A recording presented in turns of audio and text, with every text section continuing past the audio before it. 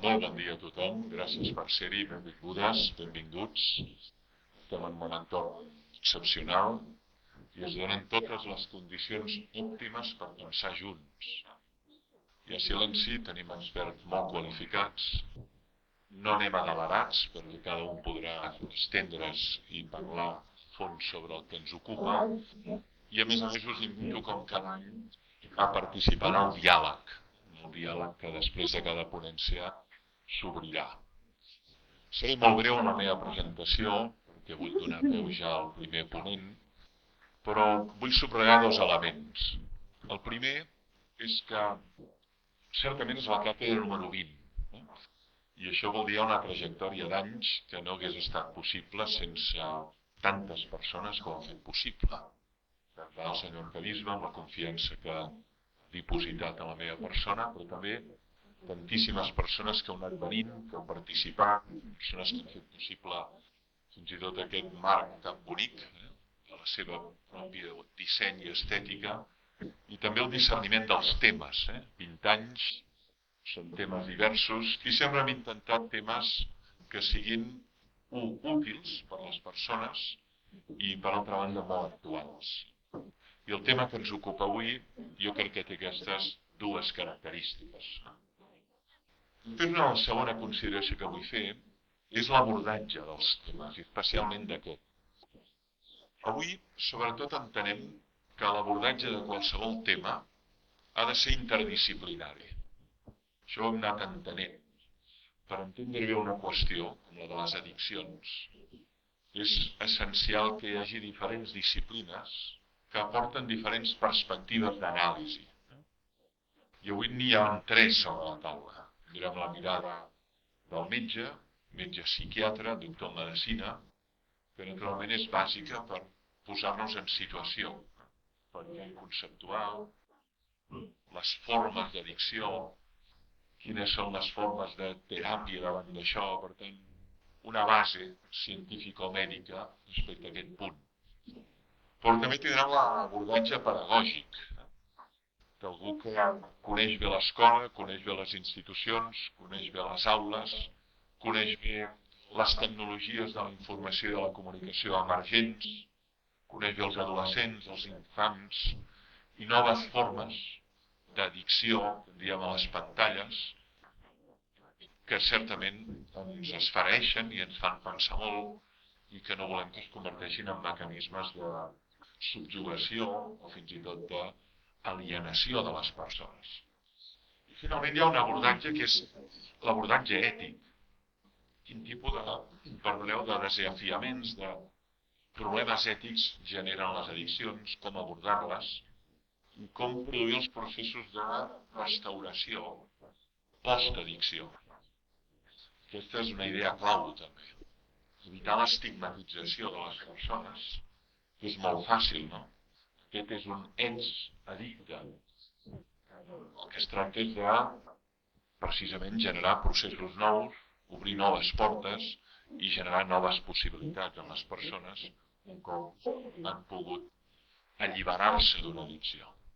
Per tant, l'abordatge és interdisciplinari i, finalment, un últim punt, que és la mirada no ingènua, però sí esperançada. El tema de les addiccions, certament hi ha graus, tipus, formes molt distintes, aquí no hi puc entrar jo, la taxonomia és complexa, però no la podem frivolitzar ni podem entendre que això és una qüestió relativament fàcil o senzilla d'alliberar-se. Però partim de que és possible, que no és una impossibilitat. Això no vol dir que sigui fàcil. La categoria de possibilitat és molt important aquí. Vol dir que, en certa manera, és sobre la que es construeix la noció d'esperança. Si partíssim de la idea que hi ha persones alienades o addictes i no hi ha res a fer, llavors tal vegada seria una infinita pèrdua de temps dedicar-hi tota una jornada, llibres, temps i professionals que hi dediquen bona part de la seva vida professional. Nosaltres no som ingenus i per això volem professionals que ho coneguen, per dir, mira, això és complex, això és difícil, però hi ha possibilitats, hi haurà recaigudes, hi haurà caigudes, però hi ha possibilitats. El que passa és que aquestes possibilitats es construeixen d'aquesta manera i requereixen aquests suports. I això és important, subratllar-ho i dir-ho, que això ens implica a tots. Quan una persona té una addicció greu, el que és evident és que la reacció immediata ha de ser d'ajuda i de suport, ara algú ha d'indicar com fer-ho, de quina manera, a fi i efecte que es pugui produir un procés d'alliberament d'aquesta addicció. Per tant, l'enfocament és positiu, l'enfocament és esperançat, però sense oblidar la dimensió de foscor, la dimensió de nocturnitat que té aquest tema, que pateixen els mateixos addictes, però també molt sovint els entorns immediats, l'entorn família, l'entorn escola, l'entorn barri, que és una qüestió que afecta directe o indirectament d'altres. Doncs per fer-ho, com dic, i ja presento el primer ponent, està a la meva esquerra, que és el doctor Josep Soler, que li agraeixo molt que hagi vingut. Ell ens acompanyarà avui, ha vingut amb la seva esposa i la seva filla. Ell és doctor en medicina, especialitat psiquiatria, i ha estat molts anys, director d'atenció a addiccions a la institució Sant Benito Meni, Germanes Hospitalàries de Sant Boi. Sant Boi de Llobregat, com saben, hi ha dos grans centres de salut mental i que regeix Sant Joan de Déu, que regeix Benito Meni, i durant molts anys el doctor Soler està atenent persones que pateixen addiccions als seus entorns familiars. Sap molt bé de què parla. L'experiència l'avala. A més, ha escrit articles, ha escrit llibres, ha dirigit una xarxa europea, especialment d'atenció a persones malaltes de SIDA, i ha introduït al nostre país un tipus de psicoteràpia que se'n diu interpersonal, que és una manera d'abordar la teràpia que va ser pioner en la introducció al nostre país i que té els seus deixebles i els seus seguidors. Sense més, li dono la paraula, li agraeixo que hi sigui i l'escoltem amb atenció, després tindreu l'ocasió de preguntar-li o demanar-li aclariment, si s'escau. Endavant, doctor. Moltes gràcies.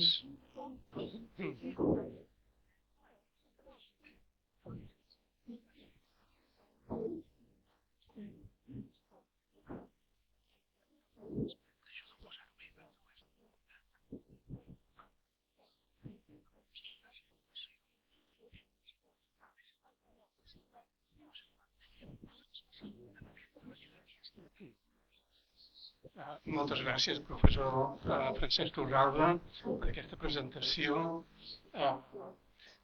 Estic molt honorat d'estar aquí. Moltes gràcies al senyor bisbe, al monsenyor Vives, encara que no hi és, està a la coronació, com hem sentit, però tant ell, el senyor bisbe, com el professor Torralba acaben de parlar de l'esperança i ho han clavat. L'esperança és el principi esperança, no?, d'Ernst Bloch, el gran pensador, i tant des del punt de vista cristià com des del punt de vista humanista global, sense esperança no hi ha res a fer. I realment en el camp de la medicina en general i de les addiccions en particular, sense el principi esperança, el nostre treball seria debades. Per tant, doncs, m'ha encantat que tant el senyor bisbe com el professor Torralba hagin encertat de seguida, i no es podia pensar d'altra manera, amb aquesta manera d'enfocar, de dirigir-se al nucli de la qüestió, des del punt de vista de l'afrontament de les addiccions i de tantes coses des del punt de vista humà. L'esperança és una virtut, esperança i caritat, ho coneixem, però l'esperança en el nostre àmbit és fonamental. El professor Torralba em va indicar que la meva ponència podia, per exemple, anomenar-se mapa d'addiccions. És a dir, li va donar un caire d'entrada una mica cartogràfic i em va semblar molt bé, perquè d'alguna manera ens hem d'orientar. Estem davant d'un oceà de problemes i de solucions també. I llavors parlar de mapes és la millor manera de començar a entendre les coses. I, clar, les addiccions és, repeteixo, una problemàtica oceànica. I llavors, doncs, abans de tot jo vaig pensar, mira, més que ara començar unes disquisicions interminables sobre les nombroses addiccions que hi ha i les seves classes, les seves tipologies, que ja anirà sortint espontàniament, més que això potser que presentis a l'audiència doncs, el mapa de les solucions específiques que l'administració catalana ve oferint a la població des de fa 40 anys, des dels anys 80, des dels primers 80. I específicament aquesta solució, aquest intent de solució, naturalment, no siguem pretensiosos, però sí una manera de voler ajudar amb professionalitat les víctimes de les addiccions, en aquest cas les drogodependències, són els centres d'atenció i seguiment de drogodependències. Se'ls diu CAS, no? Centre d'atenció i seguiment. I en el moment en què es va inaugurar aquesta reforma de fer ambulatoris específicament per l'atenció i el seguiment de les drogodependències, fixeu-vos que es va parlar de CAS, centre d'atenció i seguiment, i drogodependències doncs, figura una paraula en segon terme. És aquí veiem ja que costa una mica d'afrontar les drogodependències perquè hi ha una cosa fonamental en el camp de les drogodependències, que és l'estigma. Les drogues, l'alcoholisme, estan carregades d'estigma social, és a dir, estan mal vistes. Jo puc tenir una malaltia horrorosa com és l'esclerosi lateral amiòtrofica, però no té estigma. Rebré les màximes simpaties de tothom. Si en canvi jo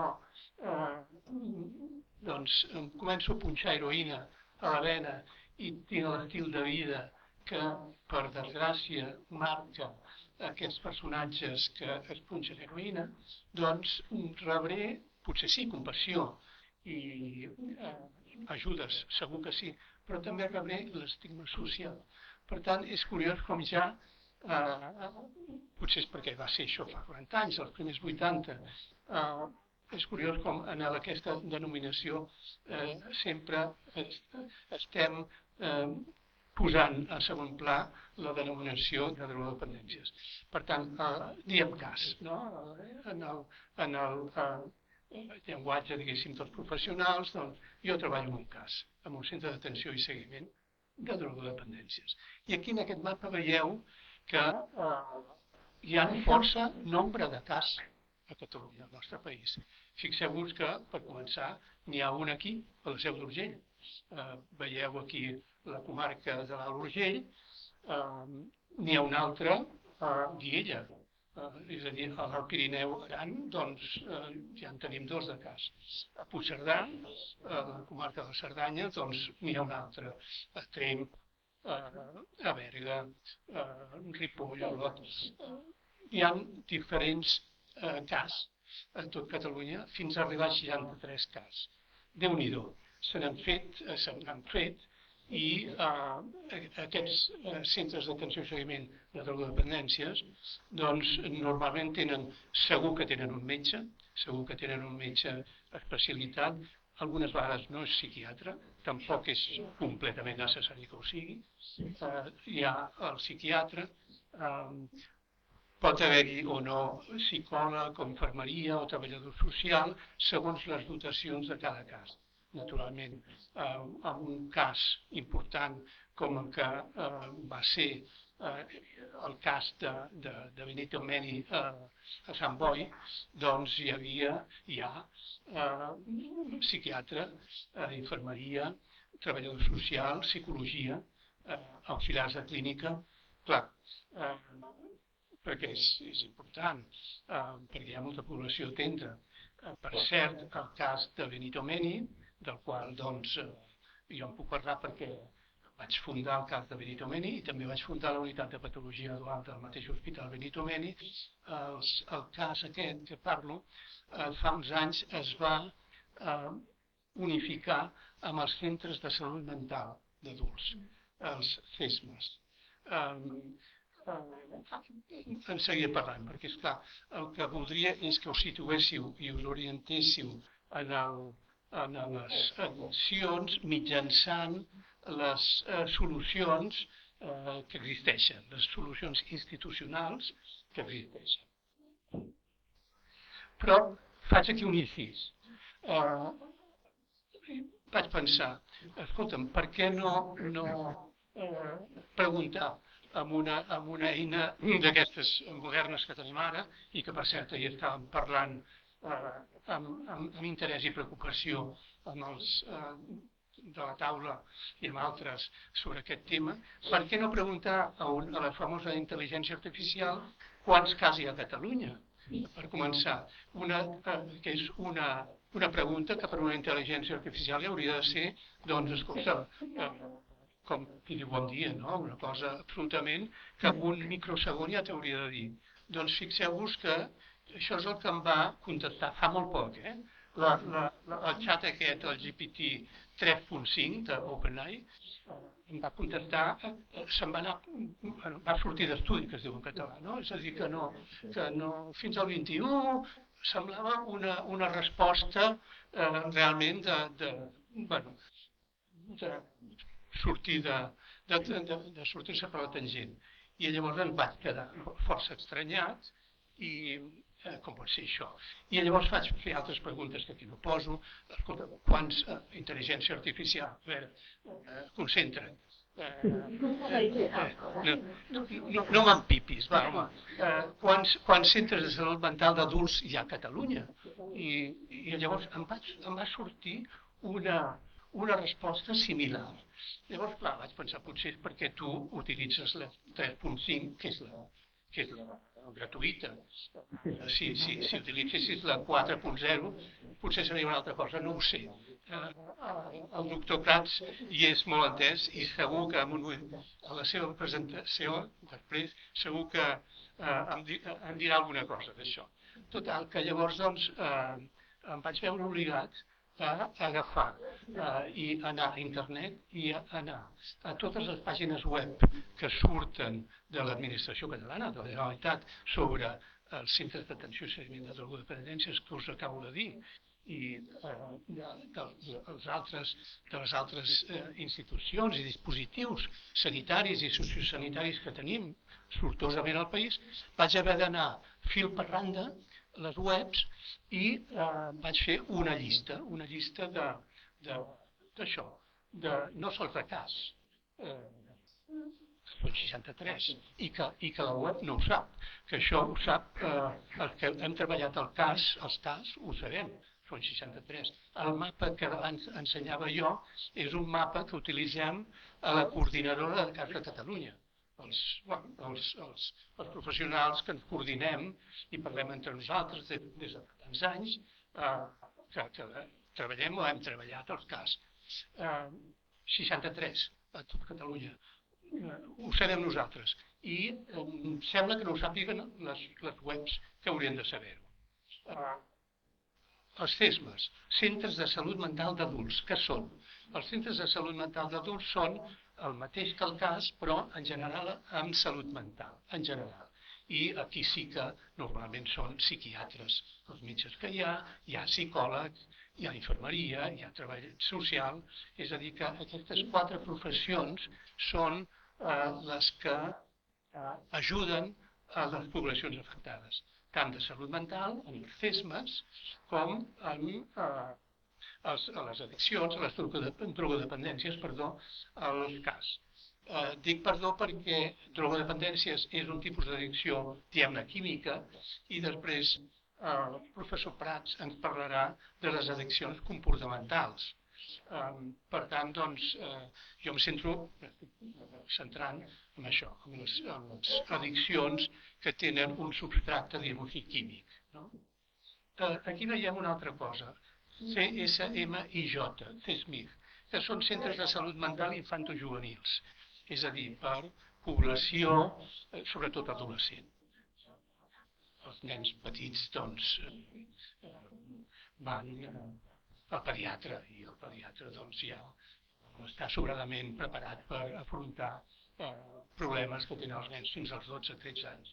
A partir d'aquest poden tenir problemes de salut mental els adolescents, se n'hi diu, els dispositius se n'hi diu centres de salut mental infantojuvenils.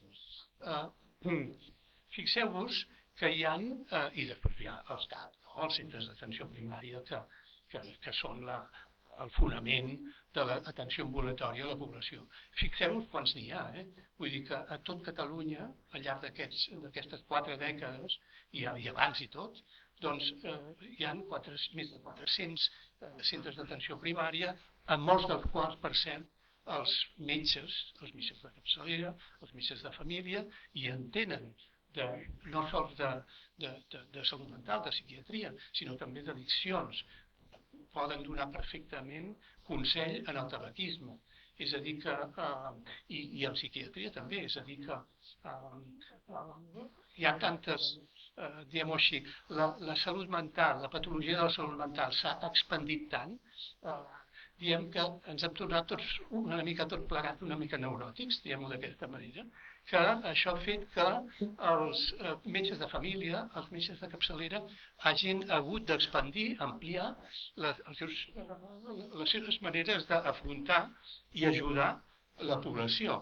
Per tant, doncs, realment, els psiquiatres i psicòlegs ens sentim en aquest sentit, sobretot amb les noves generacions de metges de família, ben, diguéssim, recolzats també des d'aquest punt de vista, fins al punt que als centres de salut mental d'adults el psiquiatre es dedica força amb patologies mentals greus, tipus esquizofrènia, trastorn bipolar. El trastorn bipolar és el que abans s'anomenava psicosi maníaco-depressiva i des de fa un parell de dècades en parlem de trastorn bipolar, que pot ser molt greu, tan greu com la pròpia esquizofrènia. Doncs diem que per raó, per culpa de tanta expansió de la patologia mental dintre de la població general, doncs el centre de salut mental d'adults i juvenil s'ha anat especialitzant en la part més dura, més greu d'aquestes patologies. I les patologies, diguem-ho així, menys greus, com el que abans ens sentia neurosis, i que són sobretot síndromes ansiosos, ansietats, depressions no greus, queden en mans normalment a la pràctica de metges de capçalera. A part d'això, hi ha aquí sota a la diapo, a la diapositiva, veieu que hi ha hospitals de dia, tant d'adults com adolescents. Un hospital de dia, per si no ho sabeu, és un dispositiu al qual tu vas perquè estàs encara malalt i que de tota manera no estàs tan malalt com perquè hagis de residir o dormir a l'hospital. Pots estar a casa i cada dia vas a l'hospital de dia, perquè allà doncs tindràs l'ajut de professionals que tu necessites. Els serveis de rehabilitació comunitària en salut mental són el que abans se'n deia centres de dia. Centres de dia per malalts psicòtics que havien travessat, havien sofert una psicosi, per exemple, esquizofrènica o un trastorn bipolar greu, i llavors doncs convenia que hi hagués una etapa de rehabilitació comunitària, que seria centre de dia. O sigui, Déu-n'hi-do l'atenció ambulatòria, els centres, els dispositius que fan que la gent trobi ajuda. El conjunt d'aquestes ajudes, aquests dispositius, se li diu Sistema Sanitari Integral d'Utilització Pública a Catalunya i el curt se li diu SISCAT, Sistema CAT. I aquest sistema no sols, naturalment, ofereix atenció ambulatòria, sinó també els ingressos i també el transport, naturalment, però els ingressos, si tu estàs tan malalt com que has d'ingressar en un hospital, doncs pel que jo he anat veient a les webs per preparar aquesta ponència, pugen fins a 68 els hospitals disponibles a Catalunya, hospitals d'utilització pública, sense comptar els hospitals privats. 68 hospitals. Més de 100 centres d'internament sociosanitaris, que normalment ja sabeu que els centres sociosanitaris són geriàtrics. 40 centres de salut mental amb internament. Per exemple, l'Hospital Benito Meni és un exemple de centre de salut mental amb capacitat d'internament important. Com deia abans el professor Torralba, Benito Meni és un complex, així es diu, Benito Meni, complex assistencial en salut mental, és formidable. També ho és Sant Joan de Déu, evidentment. Són dues grans institucions per salut mental que realment, doncs, per treure's el barret. L'Hospital Benito Meni, doncs, té possibilitat d'ingressar en geriatria, en geropsiquiatria, ingressar pacients aguts, pacients crònics, pacients que en diem subaguts, que no són ni crònics ni aguts, pacients amb addiccions, amb drogodependències, que realment doncs, ingressen a l'Hospital de Benito Meni, ingressen a la secció d'aguts que se li diu Unitat de Patologia Dual. La unitat de patologia dual que jo vaig fundar, doncs va arribar un moment que vam pensar que era millor la integració del cas de drogodependències amb el Centre de Salut Mental d'Adults. I així ho vam fer i realment doncs, no hi ha cap problema. Aquesta integració és bona per ambdues parts. I vam fer la mateixa cosa per la unitat de patologia dual. Vam integrar aquests dispositius d'hospitalització i actualment la unitat d'aguts de l'Hospital Benito Meni ofereix el programa integrat allà, el programa de patologia dual. Patologia dual vol dir que tens un problema mental i al mateix temps tens un problema de drogodependència. Dual vol dir doble, simplement és això. I aquesta integració ha estat, al meu entendre, raonable i efectiva, eficient. Naturalment, vosaltres dieu, doncs si tens raó i juntar, per exemple, un cas i un CESMA és una bona idea, perquè subsisteixen 63 casos a Catalunya separats dels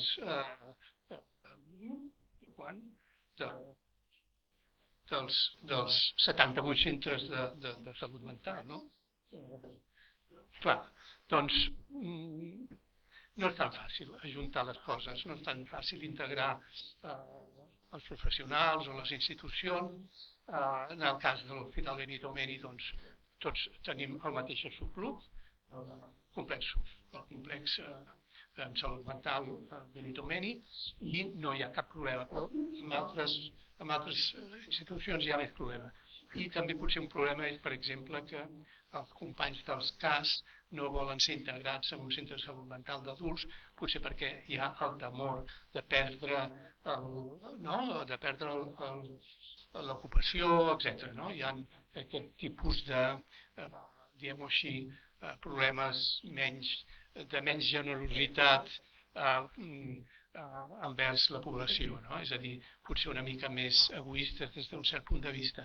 I també, per què no dir-ho, que hi ha companys professionals que diuen que els CAS han de seguir tenint una via especial, en el sentit que és millor que en una sala d'espera d'un centre de salut mental d'adults no hi hagi un heroinòman, per exemple, que fa un escàndol perquè no l'atenen i que ell vol metadona i que ja està fart d'esperar i que és això, de tenir aquesta manca d'urgència per atendre-la amb ell. És a dir, que a la sala d'espera d'un cas i la sala d'espera d'un centre de salut mental d'adults poden ser diferents. Sobretot estic pensant en els anys 80-90. Ara potser la cosa ha millorat des d'aquest punt de vista.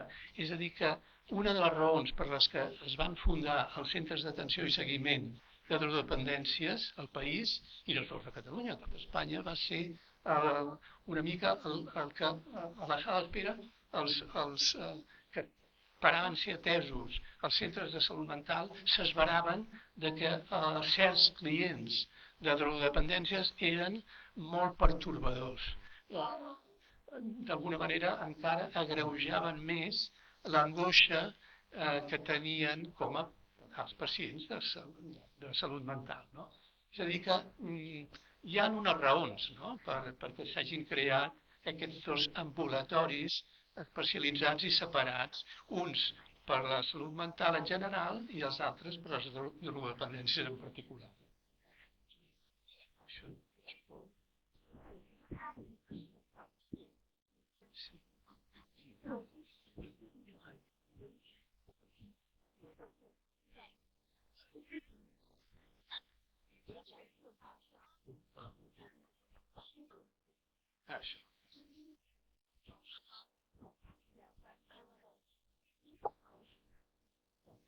Bé, per què estic explicant tot això? Perquè davant dels problemes que tenim de salut mental, de dependències i en general de salut al país, amb el temps, i gràcies als nostres impostos, per què no dir-ho, doncs tenim una sèrie de solucions que són remarcables. Quantitativament ja ho veieu. És realment impressionant que a Catalunya i en general a Espanya i a Europa el sistema sanitari públic és realment eficient i que arriba amb la majoria de la població. O sigui que això és un fet inqüestionable i que ens situa en un mapa d'addiccions, de drogodependències que ens preocupa, però al mateix temps tenim motius objectius per conservar i mantenir aquesta esperança que dèiem al principi, no? És a dir, que no estem fent un discurs al buit. Hem de tenir esperança, confiem en que tot anirà bé. No. S'ha treballat, es treballa i es treballarà perquè les solucions vinguin. I les solucions són dirigides a problemes que, com s'ha dit abans a les presentacions, estan a tocar. És a dir, que veieu aquí les substàncies típiques de les drogodependències a Espanya. Això és de l'any 22, és una diapositiva que he tret del Plan Nacional de Drogas. El Plan Nacional de Drogas, o millor dit, delegació del Gobierno del Plan Nacional de Drogas, és una, com indica el nom, una delegació del govern, està a Madrid i, naturalment, emparat pels diners de l'Estat, però també, d'entrada us ho diré, els diners que manega el Plan Nacional de Drogues, amb bon criteri, són també en part diners de confiscació, d'haver confiscat diners a mafiosos. Mafiosos posem, els famosos contrabandistes de Galícia, no? Aquells que tenen aquelles planejadores, aquelles lanxes motores que quasi són més ràpides que les de la Guàrdia Civil Marítima, no? I que han donat lloc a pel·lícules i a novel·les i el que vulgueu. Doncs, amb bon criteri, els poders públics, quan s'esdevé, quan així ho preveu la llei, doncs confisca euros, però muntanyes d'euros d'aquesta gent que trafica amb drogues i els destina a objectius d'utilització pública.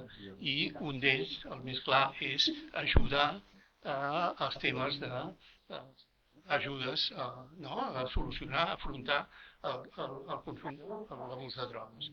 I, per tant, doncs, si us entreteniu a anar a internet i veure les coses del Pla Nacional de Drogues, està força bé perquè veureu doncs, com va la cosa, també des del punt de vista de Catalunya, perquè les comunitats autònomes doncs, col·laboren amb entregar les seves enquestes i els seus estudis estadístics al Pla Nacional. I llavors doncs, aquí veieu la situació des del punt de vista de la prevalència del consum, és a dir, prevalència vol dir, en un moment donat, tota la gent que està abusant de drogues, tota la gent, i alcohol, tota la població que pateix un problema d'aquest tipus. I, naturalment, l'alcohol és, per desgràcia, el número 1, el number one, ja ho veieu aquí. El tabac també, però sobretot l'alcohol, fixeu-vos com és una realitat impressionant. D'entrada diria que en un centre d'atenció i seguiment de drogodependències, l'alcohol és el number one de les nostres preocupacions i les nostres accions. El tabac, per cert, no es toca massa en els centres d'atenció i seguiment de drogodependències. El tabac, ja he dit abans que es toca sobretot a serveis d'atenció primària i també de pneumologia, d'aparell respiratori, com és natural, no? Perquè la màxima patologia que produeix el tabac ja sabeu que és a nivell d'aparell respiratori. El 80% de càncers de pulmó, el 80% són per culpa del tabac, i que abans, doncs, en un moment donat s'ha dit que es fumava molt, fa unes dècades es fumava moltíssim, ho veiem a les pel·lícules d'època, que ara en diem època, les pel·lícules dels anys 50, 60 i abans, sempre els personatges estan fumant constantment, i és veritat, i és una cosa que me'n recordo. I me'n recordo de coses com que el meu pare, que era psiquiatre i doncs em visitava a la seva consulta privada, doncs el seu despatx magnífic, entraven els pacients i el primer que veien era una boira. La boira del fum del tabac del meu pare, que fumava puros.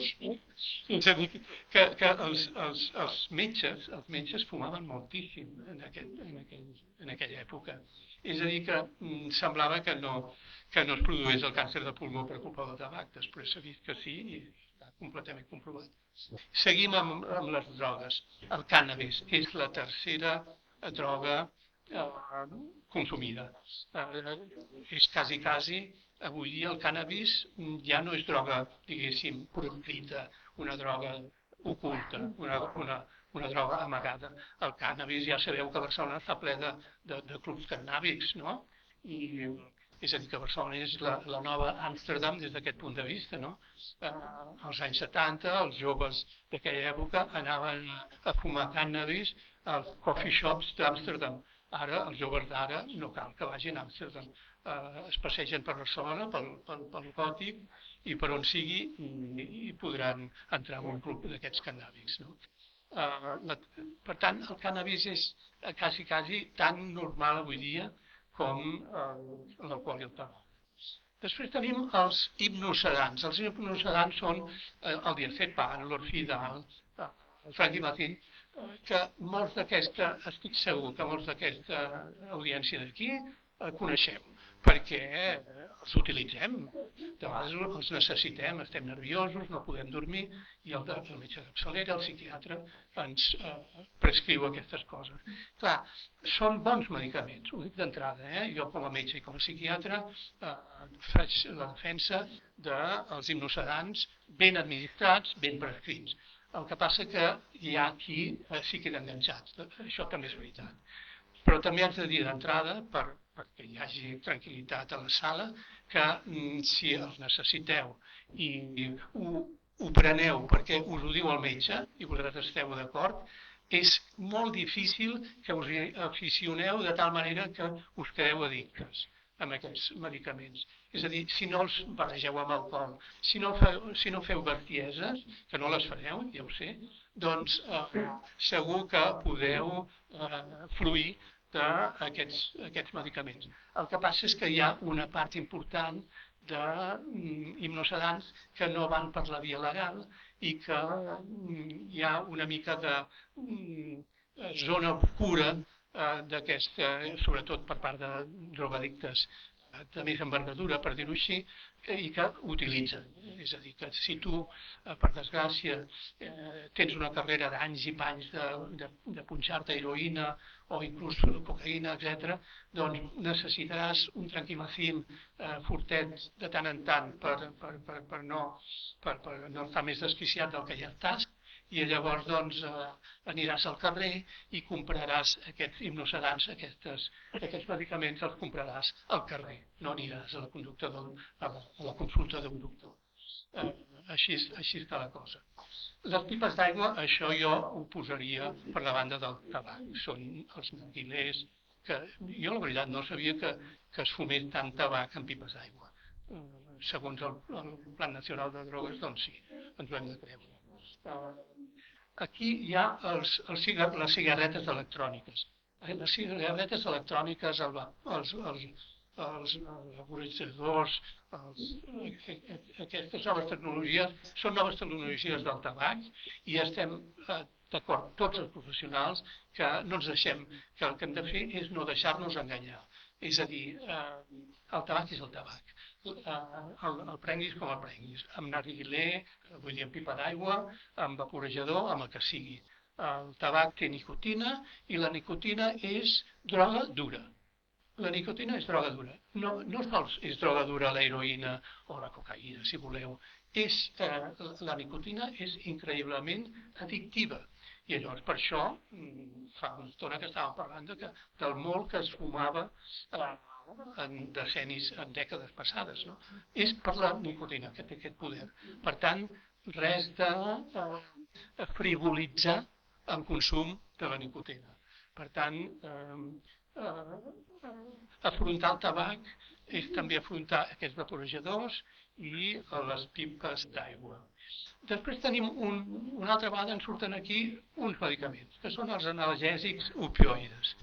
Analgèsic opioide vol dir, per exemple, la codeïna és un analgèsic opiàcid, i l'utilitzem quan tenim tos.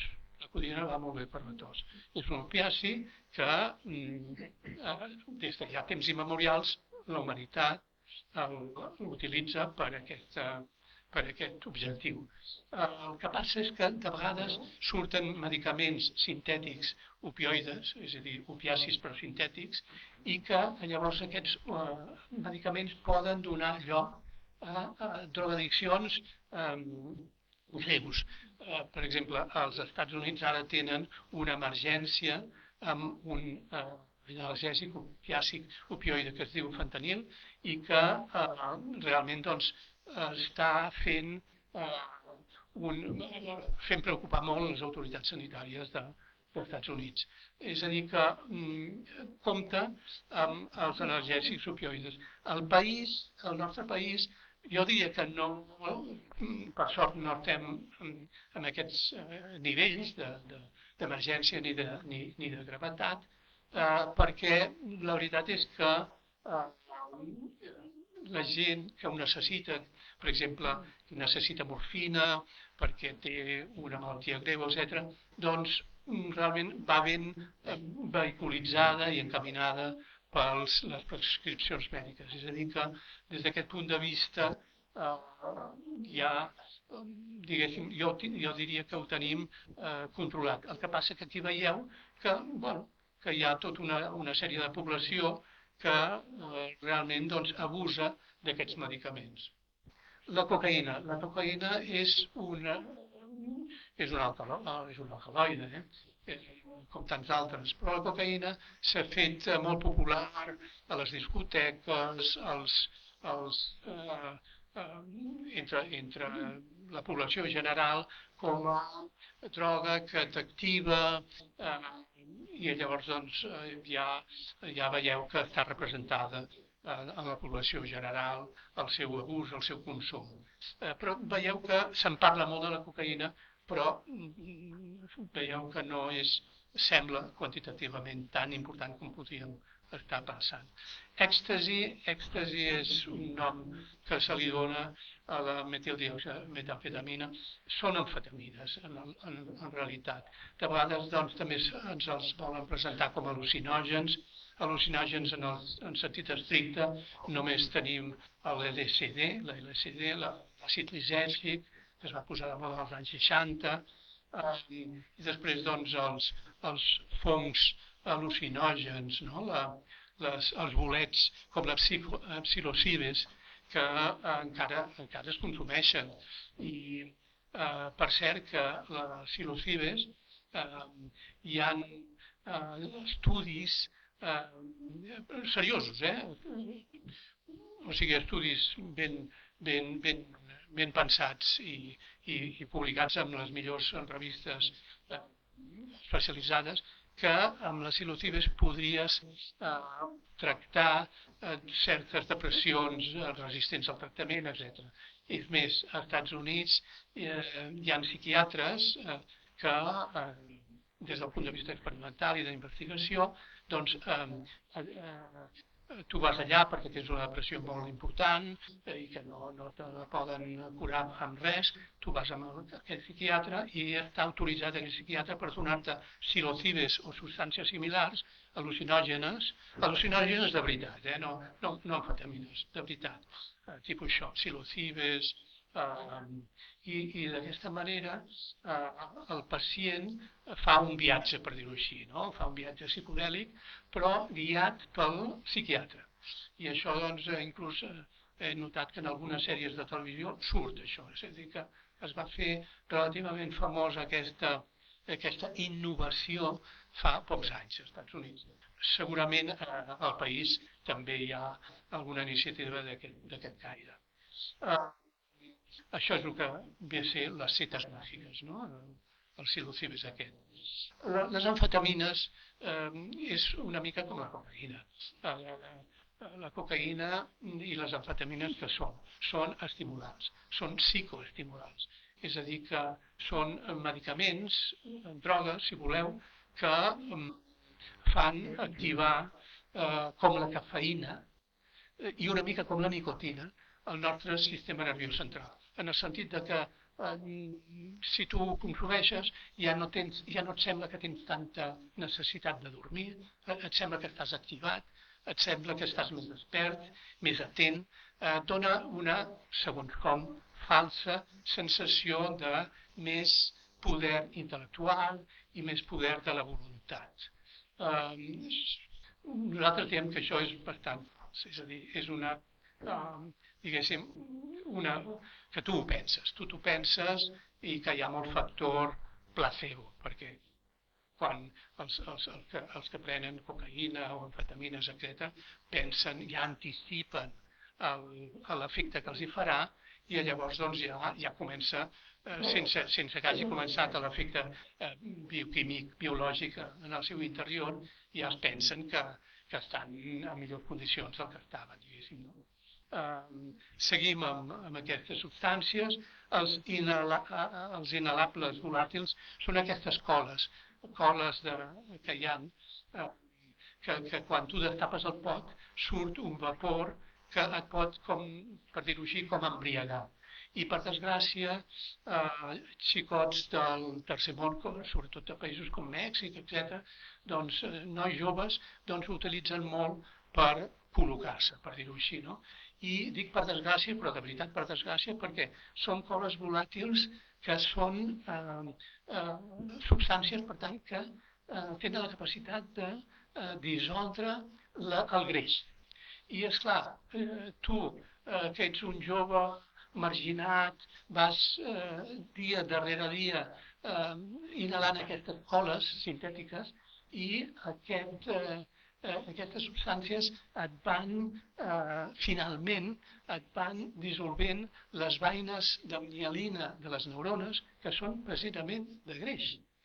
Les nostres neurones tenen els axons, és a dir, els eixos, les terminals nervioses, embolicades amb mielina.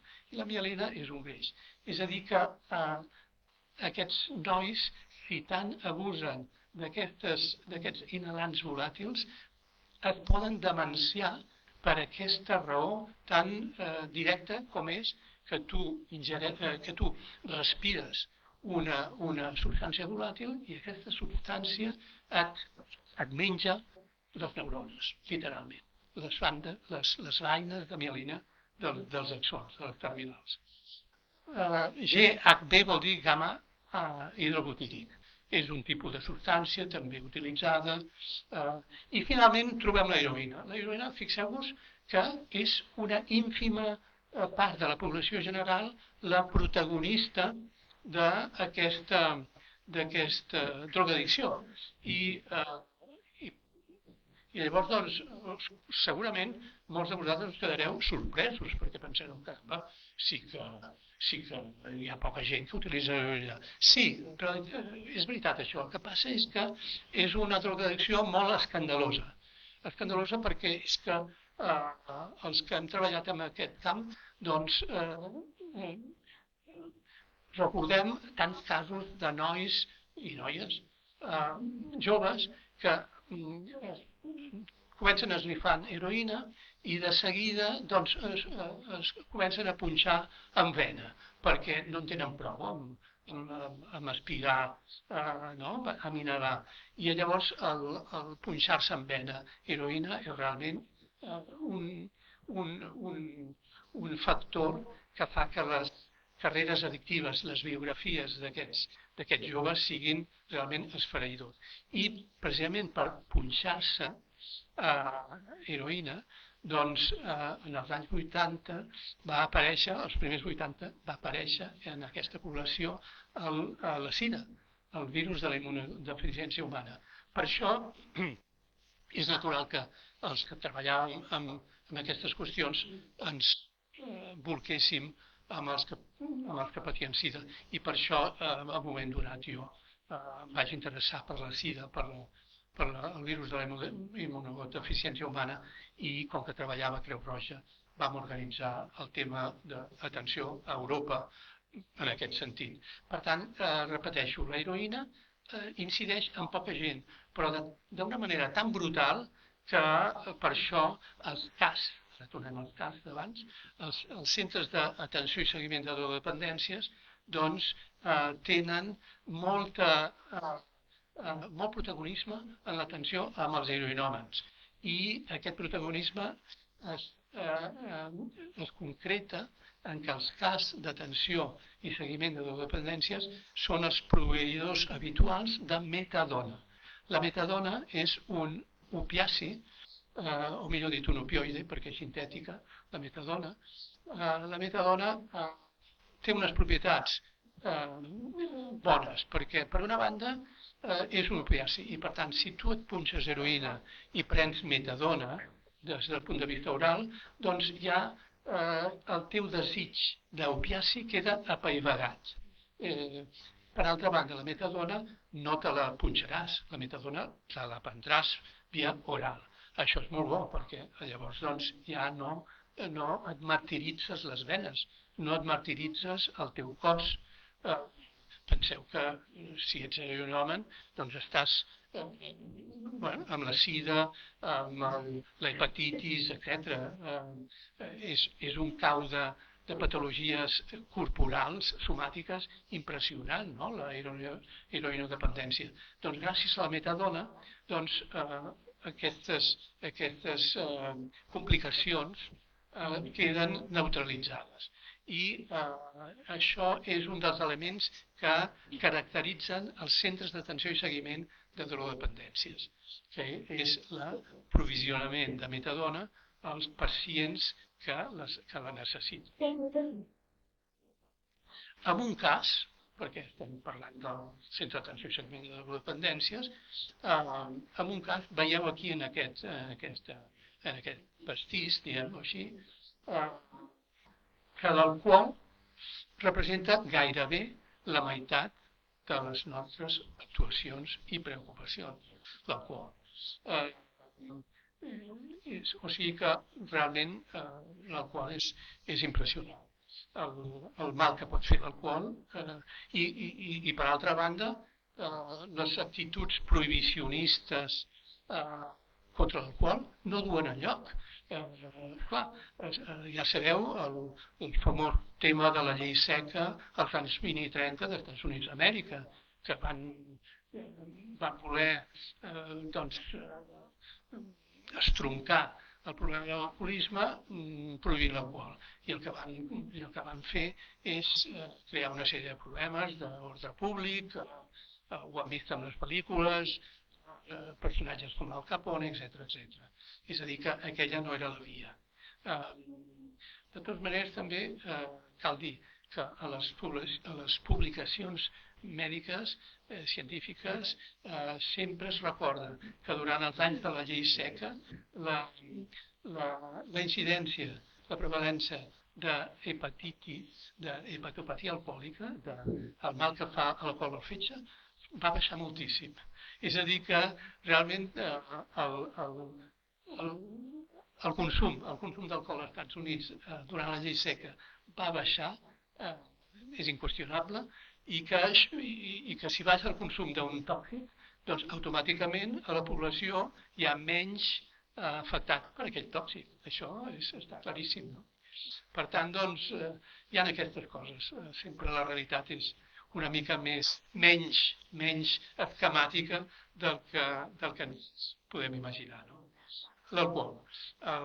Gairebé la meitat dels casos que tenen un cas. I després ve una quarta part de les persones que van al cas és per la cocaïna. No se'n surten. La cocaïna té una capacitat addictiva notable i llavors doncs, aquestes persones doncs, necessiten l'ajuda de metges, psicòlegs, psiquiatres pel seu problema. La mala notícia és que així com la heroïna té la metadona com a fàrmac de salvació, i la paraula és aquesta, et salves la vida, et tornes addicte a la metadona, però escolta'm, és el mal menor, ets addicte a un fàrmac que prens per la boca i que no et fa mal, el necessites prendre cada dia, però bueno, el doctor ja et va fent les prescripcions i ja està. Però en canvi la cocaïna no té aquest, no hi ha fàrmacs específics per la cocaïna.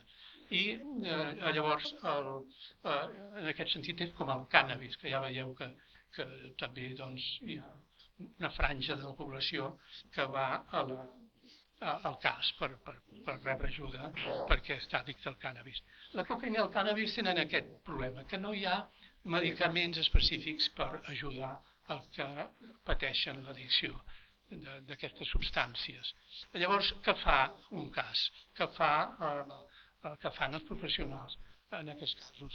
Doncs el que han de fer, és a dir, veure els medicaments que s'han de prescriure per complicacions que puguin venir, per exemple, ansietats, depressions, psicosis, que puguin venir per culpa d'aquests consums. Per part dels psiquiatres es faran les prescripcions ad hoc, els psicòlegs doncs, prestaran la seva capacitat de psicoteràpia, d'assessorament, d'aconsellament, tots plegats, infermeria, treball social, també, moltes vegades doncs, aquestes persones, els pacients del cas, doncs, tenen unes realitats socials de vegades inclús catastròfiques, podríem dir, no? Des del punt de vista social, des del punt de vista de les finances domèstiques, etc. Per tant, doncs, hi ha molt camp a ajudar. La heroïna, que la teniu aquí també, doncs, evidentment, ja ho dèiem abans, doncs, metadona i aquestes ajudes psiquiàtriques, psicològiques, que podem prestar en aquest dispositiu. Aquí teniu jo crec que és un diagrama interessant de l'evolució del tractament d'aquestes qüestions des de fa uns 40 anys, posem, no?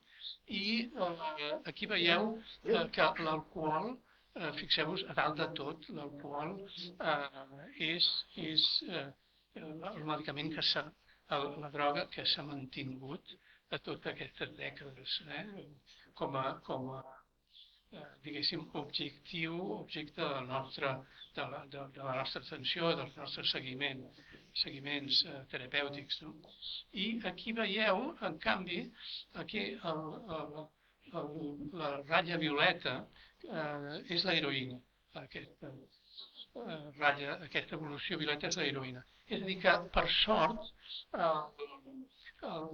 la gent ha anat entenent que l'heroïna és perillosa. Punxes d'heroïna i realment doncs, pots acabar malament, però de seguida. No? Són carreres biogràfiques estroncades de seguida. I llavors, doncs, per això, arrel de la sida, naturalment, la gran cosa que va passar en els anys 80, des del punt de vista dels que es punxaven heroïna, era l'aparició de la sida, no? I llavors, doncs, aquí veieu que, per sort, la incidència, la prevalència ha anat baixant. Veieu com la cocaïna, doncs, es manté, per desgràcia, també, en un segon lloc, el cànnabis, en un tercer lloc, i el tabac aquí es manté, altres drogues es mantenen. Aquesta és l'evolució d'aquests 40 anys. Passem a coses que ja una mica ja he anomenat abans. No? Els tipus de drogues. Són 10 classes. Això són una mica el que pensem els psiquiatres sobre els tipus de l'alcohol, el tabac, els estimulants. Nosaltres pensem en els psicoestimulants com un bloc en el que hi ha no sols amfetamines i cocaïna, sinó també, com deia abans, cafeïna. En certa manera, abans he dit que la nicotina també és una mica psicoestimulant, però el tabac té tanta importància que queda, és una categoria per si mateixa. Per tant, tenim alcohol, tabac, estimulants com les amfetamines i la cocaïna i també la cafeïna. La cafeïna no porta cap problema des del punt de vista de del que estem parlant aquí, ni molt menys. Com a màxim, si tu ets massa aficionat a la cafeïna, doncs potser els primers temps no podràs dormir, però després t'hi acostumes i després podràs dormir, o sigui que no és problema normalment.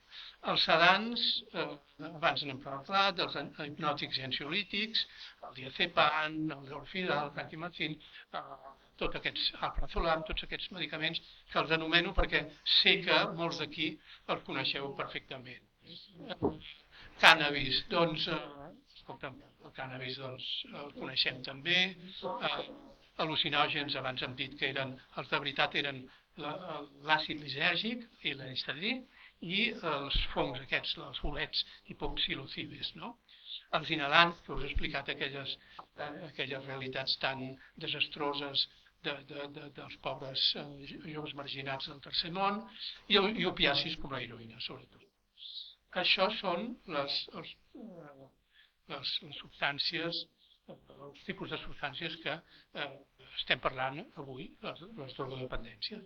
I llavors, què passa? Que aquestes substàncies són diferents, però totes aboquen a una mateixa acció, que és que aquestes substàncies, per diferents vies, arriben al sistema cerebral de recompensa, que es diu, és a dir, que fem les coses perquè tenim una recompensa.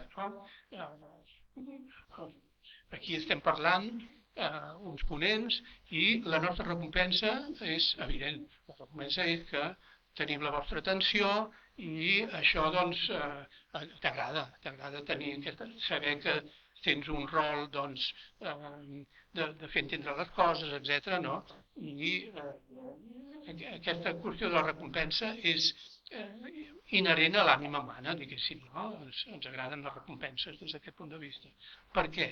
Perquè ens reforcen la conducta, és a dir, si no us avorreixo massa i més aviat amè i interessant el que us estic explicant, segurament doncs, rebré un bon feedback de vosaltres i això és un reforç de la conducta i segurament això farà que si m'inviten a parlar un altre dia, en un altre lloc diré que sí, que encantat de la vida. No? És una recompensa, és un reforç de la conducta i produeix records, és a dir, que realment en el futur no oblidaré mai que he parlat aquí en el seminari i en aquest ambient fantàstic, en una ciutat admirable com és la Seu d'Urgell.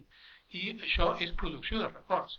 Doncs bé, les drogues, l'alcohol i les altres drogues, són capaces de produir això per la via ràpida. Són capaces de produir això sense esforç. No he d'esforçar-me per res, no he d'estudiar-ho abans, no he de demostrar una experiència d'anys de professió per tenir un reforç de la conducta i una producció de records que en produeixin les drogues. Per què? Perquè són les drogues la moneda falsa del sistema nerviós central. És a dir, les drogues i l'alcohol el que fan és saquejar, tornem una mica a les analogies aquestes d'avui dia, el que fan les drogues i l'alcohol és produir-nos reforç de la conducta, sensació de recompensa, producció de records, sense que ens hàgim d'esforçar res de res. Ho fan directament. És com la moneda falsa, que tu crees moneda falsa i no has de treballar, no? Imprimeixes uns quants bitllets i no has de treballar per tenir bitllets. I, escolta, tens recompensa sense cap mena d'esforç. Això són les drogues. I per això el seu poder d'atracció. Per això la humanitat, des que és humanitat, quan ha trobat drogues, alcohol, doncs hi ha hagut sempre una minoria de la població humana que s'ha enredat amb aquesta via del reforç de la conducta, de la recompensa, sense cap mena d'esforç previ. Què passa? Que si tu ets un drogadicte, si tu ets un alcohòlic, tens unes conseqüències. Les conseqüències les teniu aquí, ho sabeu tots.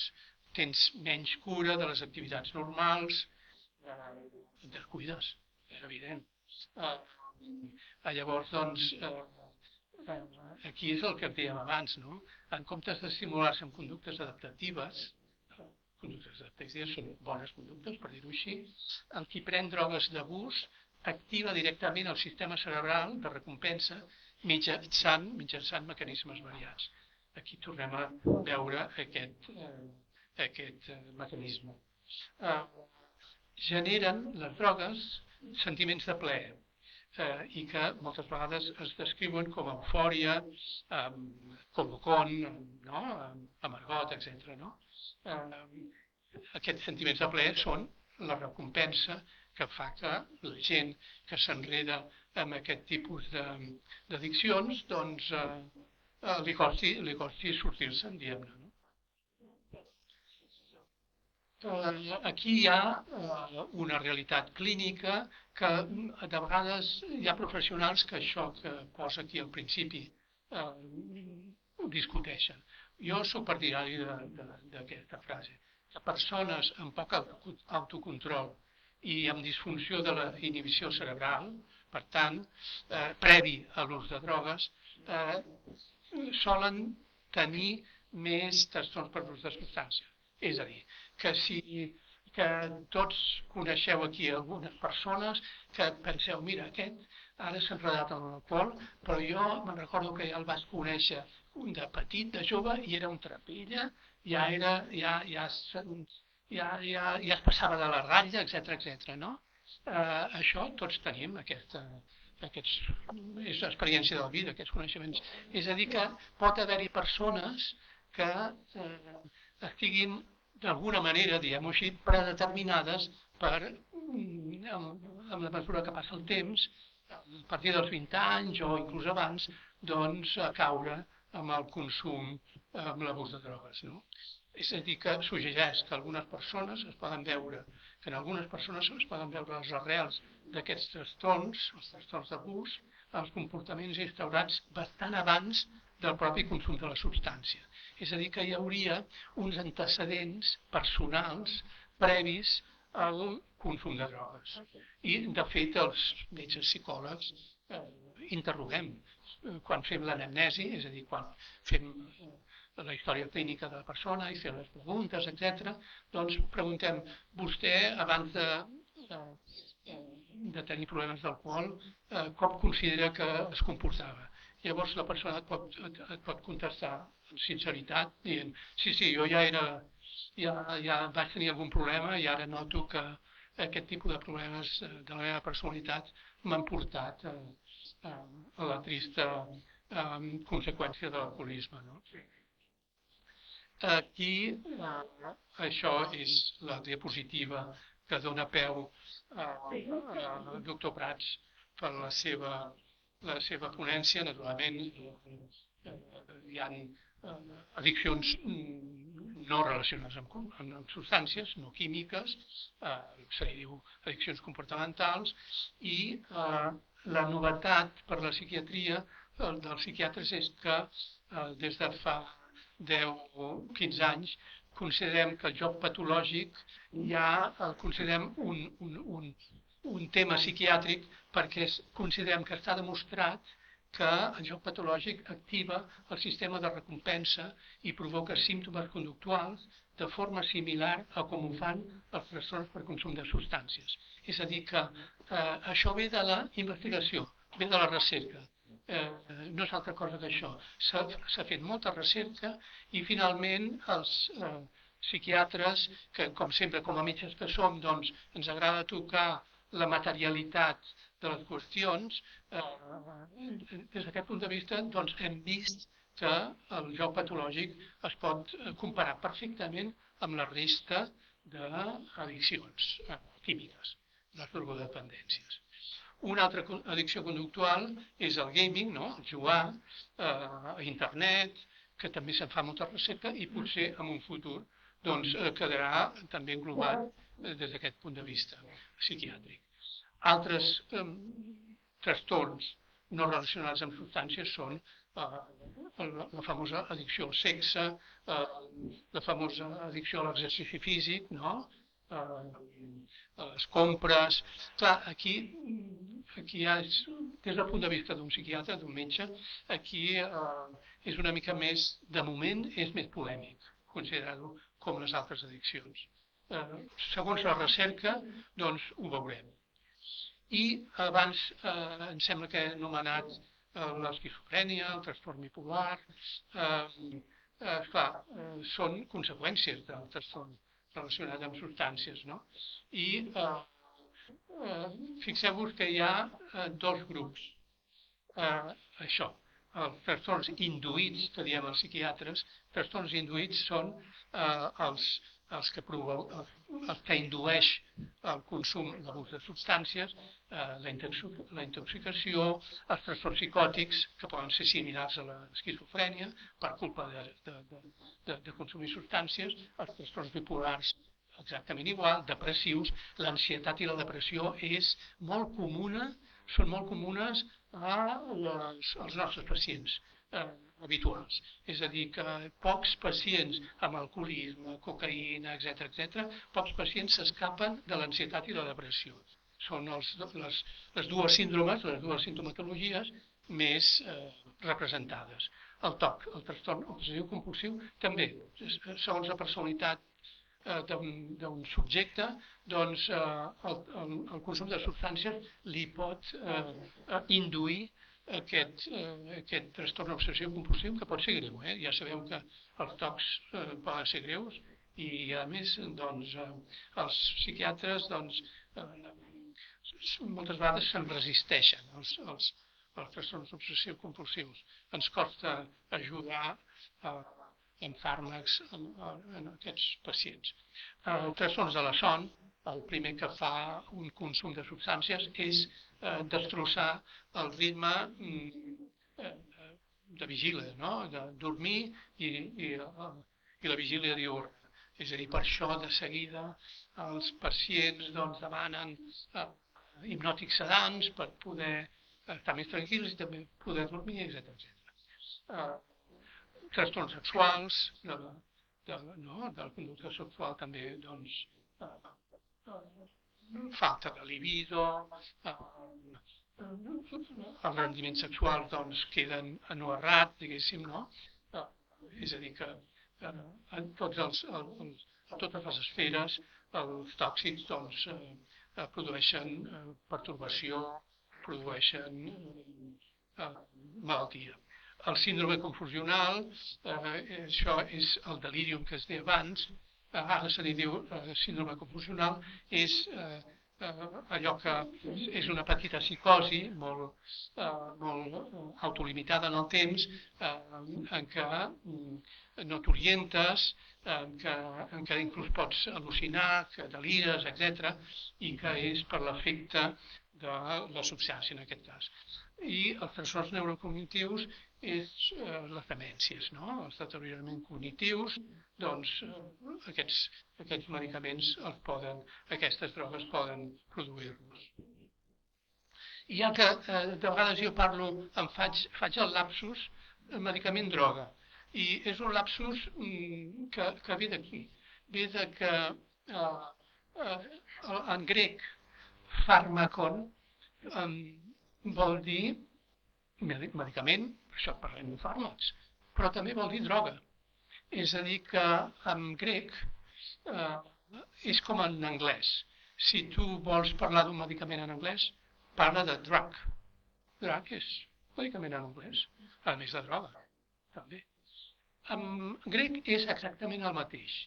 I gràcies a això, gràcies a aquesta genialitat dels grecs antics i del seu llenguatge de fa 2.500 anys, Plató, amb llibres com Lleis i Càrmides, ja fa disquisicions impressionants, absolutament modernes, actuals. Aquest home, Plató, fa disquisicions sobre que el fàrmacon és a la vegada verí i antídot. És a dir, té aquesta doble cara. És malaltia i guariment. El fàrmac, si és un verí, imita el mal, però si és un antídot, el contrarresta. És a dir, que Plató és, naturalment, Plató és la filosofia. Ja no sé qui deia, el Kant, algun d'aquests grandíssims, també va dir que la història de la filosofia és un seguit de peus de pàgina a les coses que va escriure Plató sobre Sòcrates. No?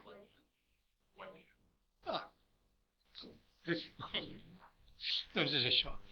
Plató és genial des d'aquest punt de vista. No?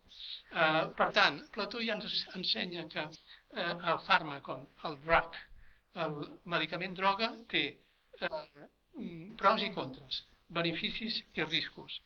I llavors, aquesta analogia, llavors el Plató fa una analogia de què és el que és igual que un fàrmac en la societat, per exemple. És aquesta ambigüitat. El fàrmac social del bé i del mal, a les opinions, els hàbits i les normes. És a dir, que el Plató és capaç de fer aquest tipus de pensament realment incisiu i et pot portar a veure que les coses, com deia jo abans al principi, no són esquemàtiques, que si tracta d'ajudar una persona, un heroïnomen, que està fet pols per culpa que es punxa heroïna, escolta'm, agafa la metadona, que seria el fàrmacon de la heroïna, i li dones en plan antídot. li dones en plan mèdic, és a dir, li dones via oral. La gràcia de la metadona és que fa que aquell pacient passi a ser dependent de l'heroïna que es punxa a dependent de la metadona que li dona el doctor. Però és un gran queixo. És a dir, aquesta ambigüitat l'hem ponderat, hem vist els riscos versus els beneficis i llavors hem sigut capaços de fer el millor per a aquesta persona. Però hem sigut capaços gràcies a aquesta visió de Plató, la visió completa, la visió integrada. És a dir, no hem sigut fanàtics anti-opiacis dient no, la metadona és un opiaci i és una falsa solució. Això és el que jo vaig sentir fa 40 anys quan estàvem començant a donar metadona en els CAS de Catalunya. És a dir, que hi havia companys professionals que amb tota la bona defensa del món et deien tu, Soler, el que estàs fent és enredar els pacients, els estàs convertint en drogadictes de metadona. I això no té nom, etc. Després tu els explicaves que no, que és un mal menor i que gràcies a la metadona doncs, se salven vides i no sols vides corporals, sinó també ànimes, per dir-ho així, no? És a dir, que la persona torna a ser una persona, tal com sona. Per tant, doncs, gràcies a aquesta visió ponderada i de llarga distància i completa de Plató i dels antics grecs, hem sigut capaços d'idear aquest tipus de solucions com els de la metadona. No? I aquesta ambivalència que hi ha a la realitat dels fàrmacons, tant droga-medicament com els fàrmacons socials, els fàrmacons de la natura, aquestes ambigüitats que hi ha hem de ser capaços d'identificar-les i obrar en conseqüència. És a dir, que la rigidesa i el fanatisme, com sabeu molt bé, sempre són enemics que cal evitar. Per tant, el fàrmacon és medicament i droga. El problema és que l'esquematisme actual ha fet que es diferenciïn massa aquestes dues accepcions. Llavors, doncs, sembla que hi hagin substàncies bones, salvífiques, que ens salven, versus substàncies dolentes. No sempre és així. Ja hem vist que una mateixa substància o grup de substàncies pot donar lloc a diferents efectes segons les circumstàncies. No? Aquí m'agrada recordar que un dels grans científics del segle XIX, el Robert Koch, doncs, per cert, l'institut alemany que té a veure amb les epidèmies, les pandèmies, es diu Robert Koch Institut, és a dir, que a Alemanya se'l segueix recordant molt bé en aquest personatge, i ell va recordar que allò més noble de la tasca del metge és finalment, quan no hi ha altra cosa que fer, és combatre el dolor.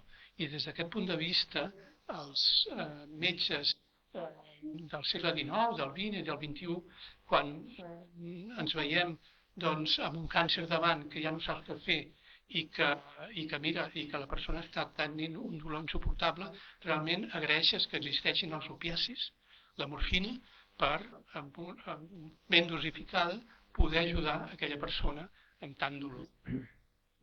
Sempre els metges hem de prescriure segons indicacions i coneixement del risc, naturalment. Aquest xiste el porto perquè és un xiste que parla de l'estigma. Llavors, doncs, aquest alcohòlic de la dreta li diu a un jove que s'està punxant això, que no se'ls pot aguantar. No? És a dir, que ell, l'alcohòlic, té l'estigma, o sigui, està projectant un estigma social sobre l'heroinomen jove dels anys 80, per dir-ho així. No? És a dir, que aquesta realitat de l'estigma social el tenim tots, i no sols el públic que no ens droguem. No? Com a màxim aquí deu haver doncs, alguna persona que fuma tabac, segurament no massa, i per tant, doncs, d'aquesta audiència no estem, molt probablement, estem lliures d'aquests temes, no? Però sí que segurament de vegades estigmatitzem els que tenen problemes, no? És inevitable, no? L'estigmatització. I els propis protagonistes d'aquests consums excessius, d'aquests abusos, també estigmatitzen, com veieu aquí. Aquí un altre no, xiste sobre l'estigma. És a dir, que aquí el psiquiatre, el psicoanalista, doncs, fumant com un... Això seria un psiquiatre, un psicoanalista, un psicòleg de fa 40 anys o 20 anys, diguéssim, quan es fumava tant, diguéssim, no? Ara segurament això ja és impossible, no? És a dir, li està dient a l'alcohòlic que té un problema d'addicció, quan ell ja el té també, no? Doncs aquí tornem al cas, doncs, l'ambulatori serveix per això, per als pacients que tenen menys dany orgànic, tenen menys vulnerabilitat personal social, menys conflictivitat interpersonal i estan bastant conservats encara. Tenen més estabilitat motivacional, disponibilitat pel seguiment, aprofitament dels recursos. I els hospitals, per exemple, els serveis d'aguts i de patologia dual, doncs estan destinats a la desintoxicació que ha de ser hospitalària perquè l'ambulatòria, la feta a l'ambulatori, no ha pogut ser. És a dir, que són pacients que potser estan menys motivats, potser tenen més dany orgànic, no? Estan pitjor. Per cert, quan la dependència és de benzodiazepines, quan no és una dependència aquests medicaments que són tan populars, etc., a vegades necessiten hospitalitzar-se. Com també, per cert, els de cànnabis. Hi ha són pocs, però hi ha cannabistes, per dir-ho així, cannabidependents, que necessiten hospitalitzar-se per deixar el cànnabis. És a dir, que constin acte això, no? Quan hi ha estressors i conflictes aclaparadors, no? Aquestes famílies desestructurades, etc., doncs més val que els ingressis, no? Aquí és simplement per recordar que la relació entre el qui ajuda i l'ajudat ha de ser el més simètrica possible. És a dir, el terapeuta s'ha d'allunyar del model paternalista. No? Això potser tenia sentit fa 50 anys, ara és contraproduent. I el pacient doncs, ha de col·laborar, no sols ha de donar passivament informació, sinó també s'ha d'involucrar. I els dos doncs, han de decidir les coses que cal decidir, no? És fer decisions compartides, el qui ajuda i el qui rep l'ajuda.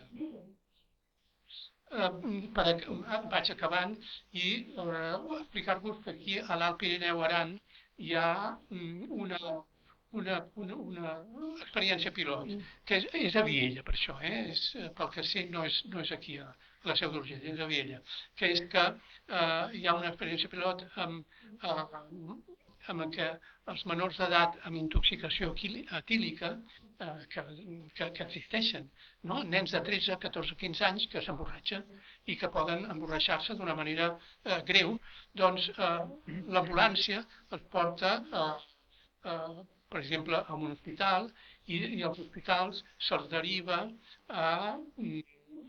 als pediatres o l'atenció primària segons l'edat que tinguin. El personal està format en el maneig i la intervenció breu i això és aquesta experiència pilot probablement es generalitzarà des de Viella a ciutats de Catalunya. I això és una cosa que la Comunitat Autònoma de Castella i Lleó ja fa des d'alguns anys, es diu Programa Ícar o Alcohol, i que sembla que té bon resultat. Simplement ho porto per recordar que hi ha aquesta experiència pilot molt a vora nostra, a Viella, i que realment doncs, els nens de 13 anys ja poden emborratxar-se. Això és gravíssim, diguéssim, no? Aquí per qui vulgui saber-ne més, no? Us porto simplement algunes webs, algunes d'internet, no? Aquí les teniu. Si després algú em vol preguntar sobre això, doncs encantat de poder-lo atendre. Jo diria que el màster de dependències de la Universitat de Barcelona, que és un bon màster que fa, em sembla que és dels 80, porten molts anys fer-ho. Són pioners en això. Doncs tenen dintre de la web hi ha tota una pàgina en què hi ha altres webs, és a dir, que això ho podeu consultar perfectament. I res més, moltes gràcies per la vostra atenció. Alguna contribució, hi ha una